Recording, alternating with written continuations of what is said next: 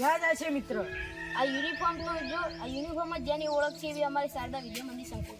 પરંતુ કૌશલાજીમાં તો ઘણી બધી સ્કૂલો છે તો સાદા જ કેમ? સાદા એટલે શિક્ષણ અને સંસ્કારનું સમન્વય. જ્યાં બાળકોમાં રહેલી શક્તિઓ અને કાર્યાન્વિત કરી તેમાં અનોખું તેજ ભરવામાં આવે છે. શારદામાં બીજું શું શું જોવા મળે છે? અમારી શાળા શિક્ષણ માટે તો સર્વશ્રેષ્ઠ છે જ. તે તમે બજારમાં કે હાઈવે ઉપર શાળાના સિટીના બોર્ડ તો જોયા હશે ને.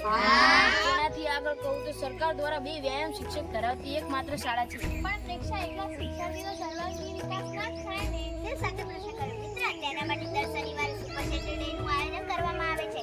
દરેક ધાર્મિક અને દેશભક્તિના ઉત્સવનું પણ આયોજન થાય છે. અલગ અલગ રમતોત્સવનું પણ આયોજન કરવામાં આવે છે.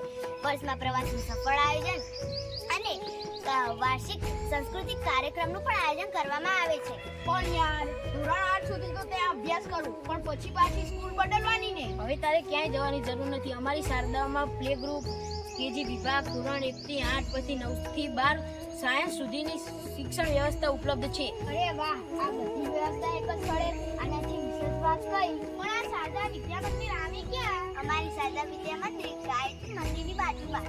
તેથી પ્રતાપપુર રોડ, બહુચરાજી. તમે પણ અમારી